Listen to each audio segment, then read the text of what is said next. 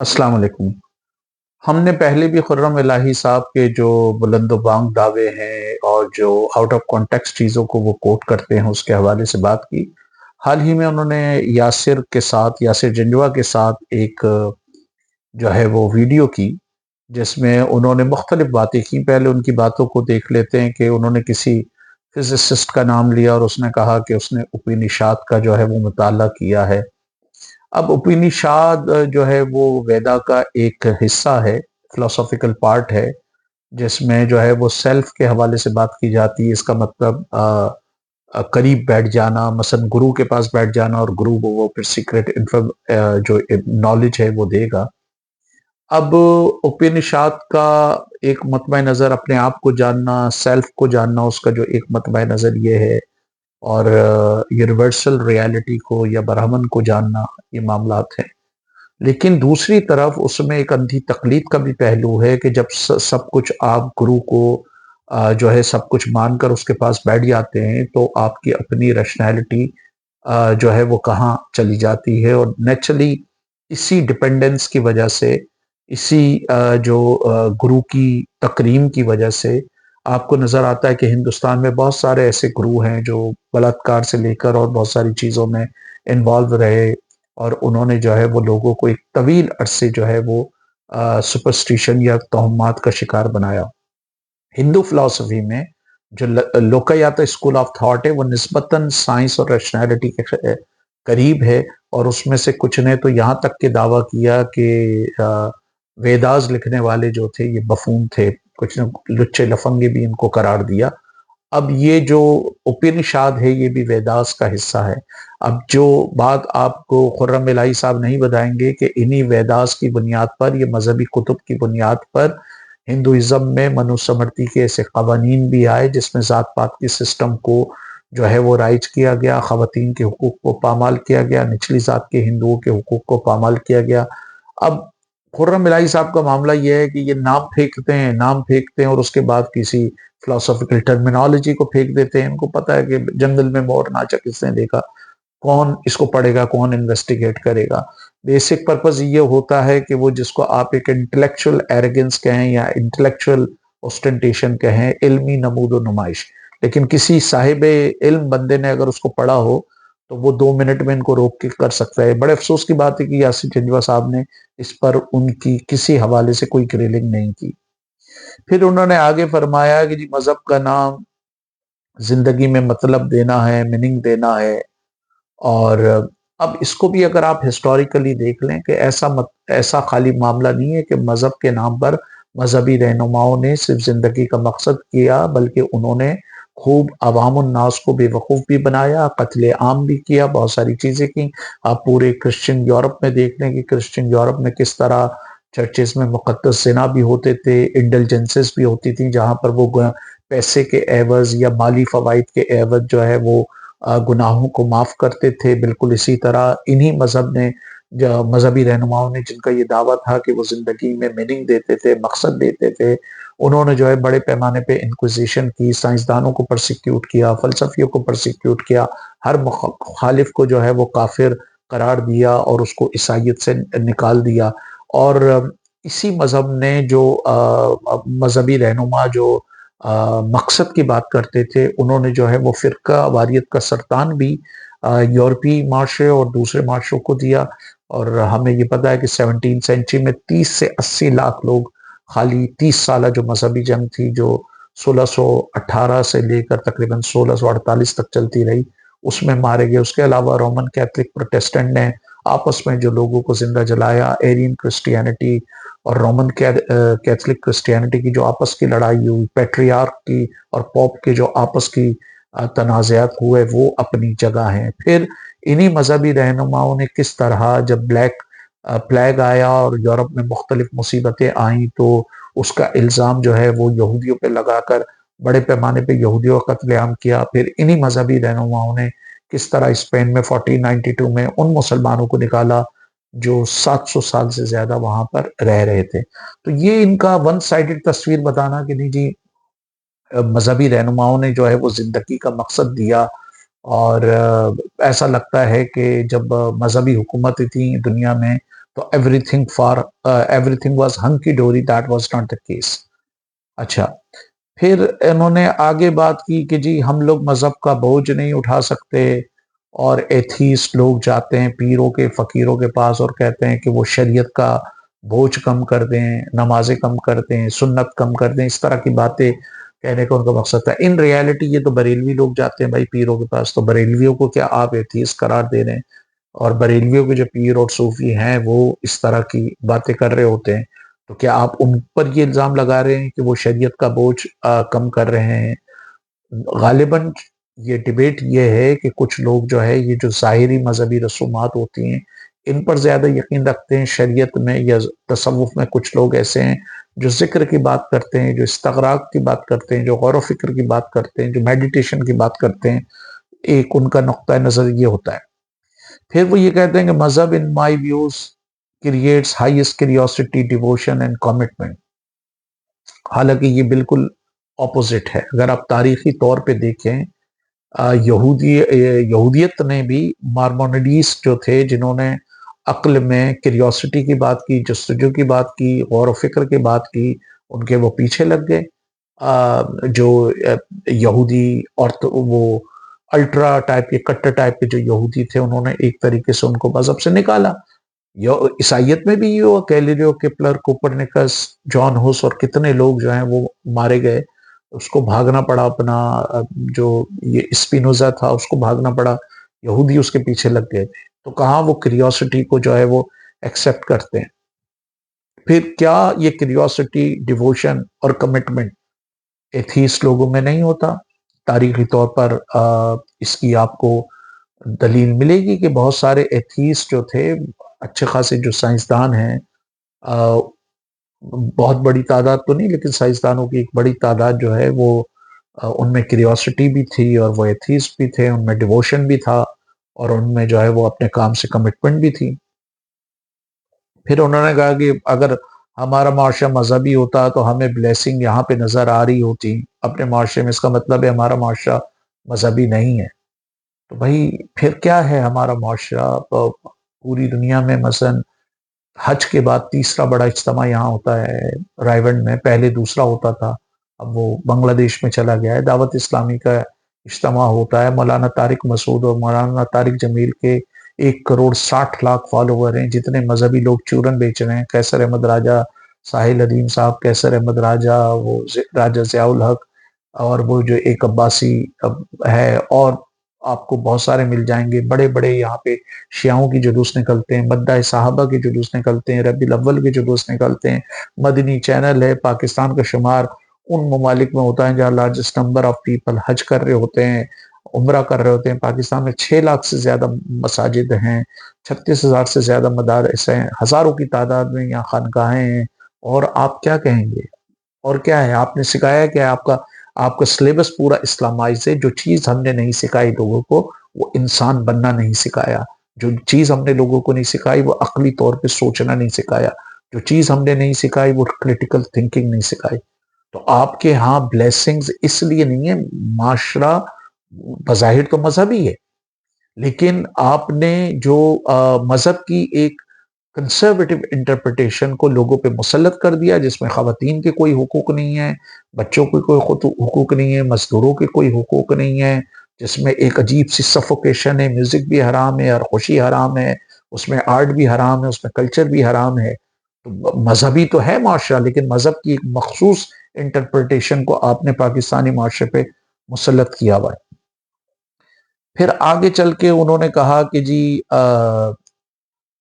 ये रिस्पॉन्सिबिलिटी की बात हो गई कि मजहबी लोग सवाल क्या करते हैं। यासिर जंजवा ने, सॉरी, एथीस्ट सवाल क्या करते हैं।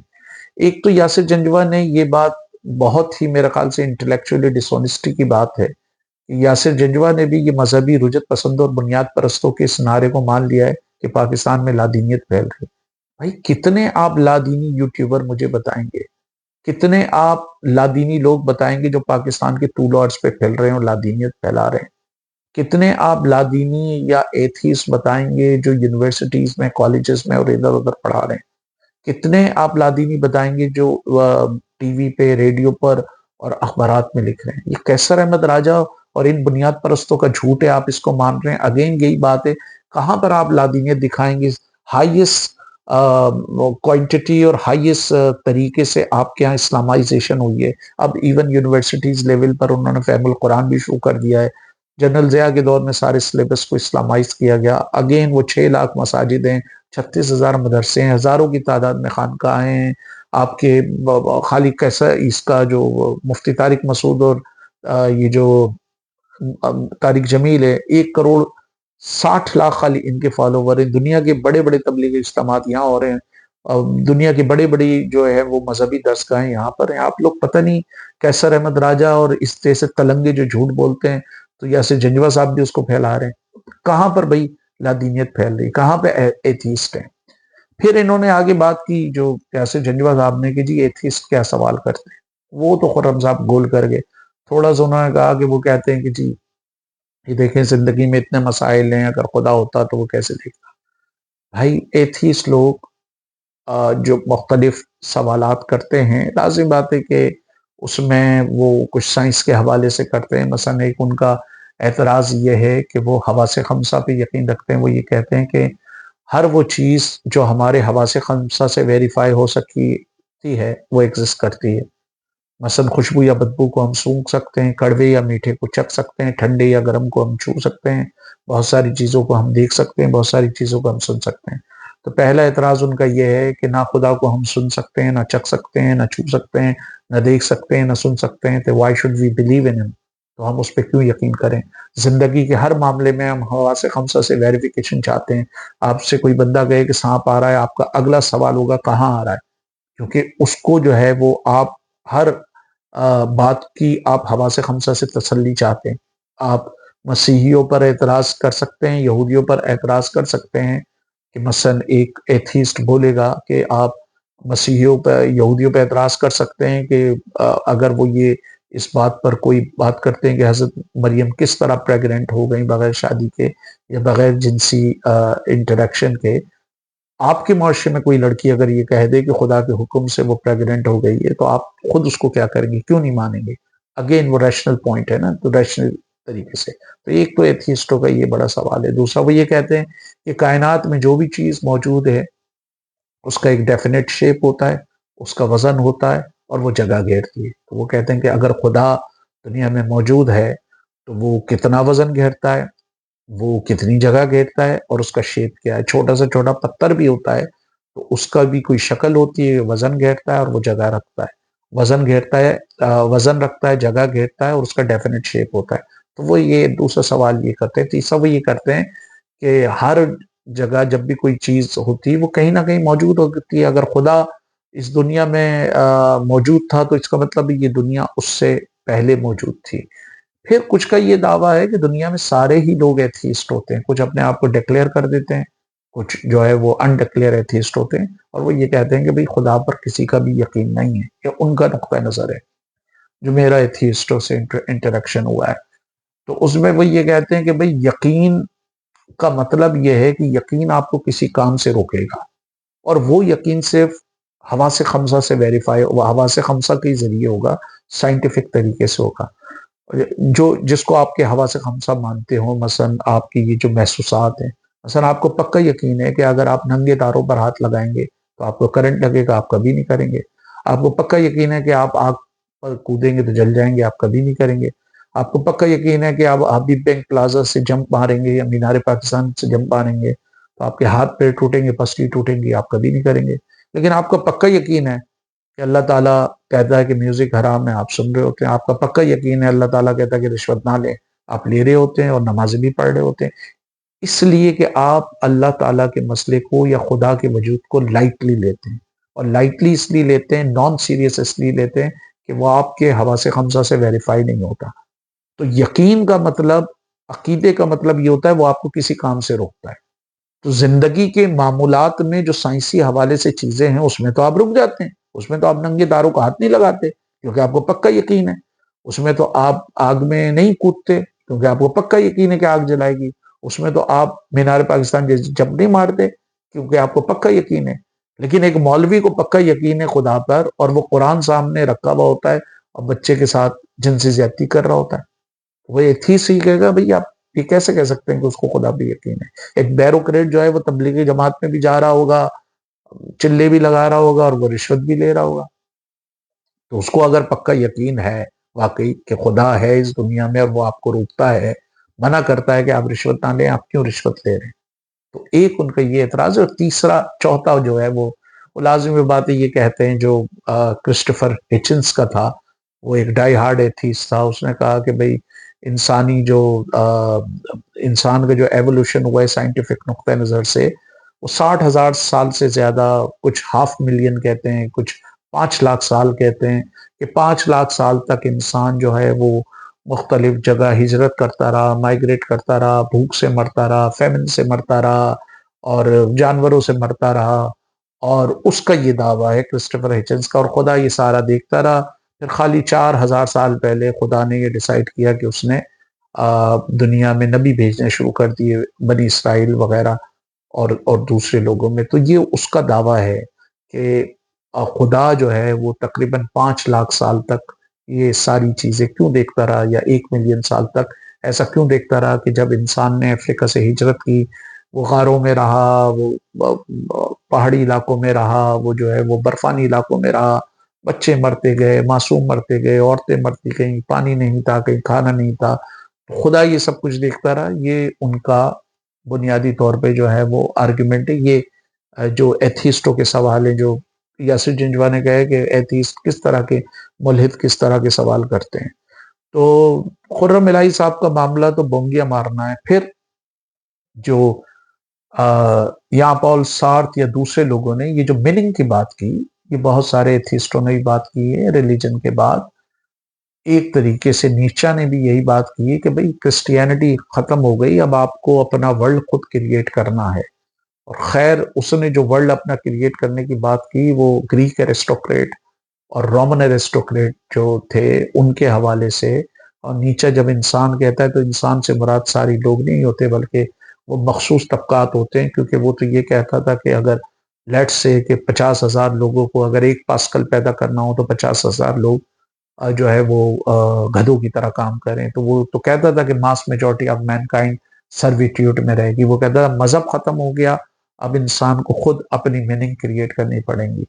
यही बात जो है वो शोपेनहायर ने भी कही कि आर्ट कल्चर के जरिए आप कर सकते हैं। कुछ एग्जिस्टेंशलिस्ट फिलोसफर ने ये कहा कि life has no meaning, you have to create meaning. और वो क्रिएट मीनिंग किस तरह क्रिएट होगी? जिद्दोजहद के जरिए, कि आप पॉलिटिकल स्ट्रगल करेंगे, सोसाइटी को जो है वो बेहतर बनाने की कोशिश करेंगे। तो उसमें इसी तरह हेगल ने भी एक तरह हिस्ट्री का एक मकसद बताया कि सेल्फ रियलाइजेशन है, सेल्फ एक्चुअलाइजेशन है, कि आप अपने जौहर को जान लें। और मार्क्स ने भी जिंदगी का एक मकसद बताया कि आप तबकाती तकसीम को ख़त्म करें और एक ऐसा माशरा कायम करें कि जहाँ पर जो है वो तमाम इंसान जो है उनको ज़िंदगी की बुनियादी ज़रूरियात हों। तो ऐसा नहीं है कि खाली मजहब ने, क्रिटिक्स माइट से कि मजहब ने खाली मीनिंग दी, बहुत सारे एथिस्टिक सिस्टम ने भी मीनिंग दी। लॉर्ड बुद्धा की खुद अपनी जो आइडियोलॉजी थी वो एथिस्टिक आइडियोलॉजी थी, और उसने भी जिंदगी में एक तरीके से पर्पस दिया कि भाई आप दरख्तों को ना नुकसान पहुंचाएं, जानवरों को ना नुकसान पहुंचाएं, किसी को कत्ल ना करें, इख्तलाफ राय को बर्दाश्त करें। एक और सवाल जो एथिस्टों के हवाले से कहा जाता है, वो कहते हैं कि मजहबी आदमी ज्यादा लालची और हरीस होता है। मिसाल वो ये देते हैं कि आम जिंदगी में अगर यासिर जंजवा साहब को कोई शख्स 2 लाख रुपए इसलिए दिए कि वो अपनी फर्ज करें कि माँ का इलाज करा लें, और वो शख्स 2 लाख रुपए के बदले कुछ ना चाहे, एक दूसरा बंदा उनको 2 लाख रुपए इसलिए दे कि चाहे ताकि वो यासिर साहब से बाद में 10 लाख रुपए वापस ले, तो यासिर जंजवा साहब किसको खुद गर्ज कहेंगे? वो यकीनन उसको खुद गर्ज कहेंगे, उसको लालची कहेंगे, उसको हरीस कहेंगे जो 10 लाख चाहेगा। तो अब एथीस्ट ये सवाल उठाते हैं कि भाई ये जो मजहबी लोग होते हैं ये ज्यादा लालची होते हैं, ये ज्यादा हरीस होते हैं। मिसाल के तौर पर अगर दो बंदे हैं, उसमें मिसाल के तौर पर यासिर साहब और जो है खुर्रम इलाही साहब, दो बंदे हैं, उसमें फर्ज कर लें कि खुर्रम इलाही साहब एथीस्ट हैं, यासिर साहब मजहबी आदमी हैं। इनके सामने दो और बंदे प्यासे आ जाते हैं और 2 गिलास पानी है, और खुर्रम इलाही साहब भी उनको पानी दे देते हैं, यासिर साहब भी दे देते हैं। अब यासिर साहब जो मजहबी हैं वो जब पानी देंगे तो उनके लिए दूध की नहरें, मेवा के बागात, جنت میں جو ہے وہ ٹھنڈی ٹھنڈی ہوائیں، 72 حوریں وغیرہ ملیں گی۔ سوال یہ پتا خرم الہی صاحب کو کیا ملے گا، اور خرم الہی صاحب پھر اپنا گلاس کیوں دے؟ تو اس حوالے سے پھر خرم الہی صاحب سیلف لیس ہوں گے نا، اور یاسر جنجوہ صاحب جو ہے وہ سیلفش ہوں گے۔ تو ڈکشنری میں ایتھیسٹ مائٹ آرگیو کہ ڈکشنری میں یہ جو لفظ لاس اور بے لاس ہوتے ہیں ان کی کوئی میننگ ہوتی ہے نا، تو اگر کوئی بندہ بغیر کسی ریوارڈ کے کام کر رہا ہے تو وہ بے لاس کہلائے گا۔ پھر یہ آرگومنٹ ہو سکتا ہے نہیں جی وہ پانی دیتے وقت جو ہے وہ اس کو یہ خیال نہیں ہے کہ اس کو جنت میں وہ ملے گا، لیکن بچپن سے آپ کی ٹریننگ ہوتی ہے، آپ کو پتا ہوتا ہے، ایتھیسٹ مائٹ آرگیو کہ بھئی آپ کو ان کاموں کے عوض جو ہے وہ ملے گا۔ تو وہ یہ کہتے ہیں کہ اگر کوئی کرسچن اچھا کام کرتا ہے اس کو بادشاہت مل جائے گی حضرت عیسیٰ کی، کوئی ہندو اچھا کام کرتا ہے اس کو اگلا جنم اچھا مل جائے گا، کوئی یہودی کام کرتا ہے وہ تو دنیا میں حکومت کرنے کے لیے آیا ہے، کوئی مسلمان اچھا کام کرے گا اس کو جنت مل جائے گی۔ ایک ایتھیسٹ کو کیا ملے گا؟ پھر why should he do any good work? اور اگر وہ اچھا کام کر رہا ہے تو اخلاقی طور پہ تو پھر تو وہ اچھا بندہ ہے، مذہبی بندہ تو نہیں ہے، کیونکہ مذہبی بندہ دی ایتھیسٹ مائٹ آرگیو لالچ کی بنیاد پر کر رہا ہے وہ۔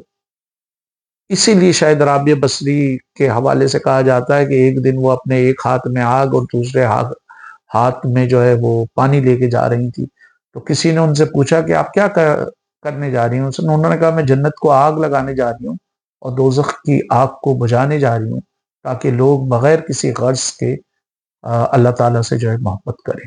تو یہ بنیادی طور پہ ایتھیسٹ کے آرگیومنٹس تھے جو خرم الہی صاحب نے تو ایڈریس نہیں کی ہے، تو میں نے کہا میں یاسر جنجوہ صاحب کی خدمت میں یہ پیش کر دوں، اور جو خرم الہی صاحب نے جو لمبی لمبی بھڑکے آؤٹ آف دا کانٹیکس ماری ہیں، میں نے سوچا کہ اٹ از امپورٹنٹ کہ اس کو کاؤنٹر کیا جائے۔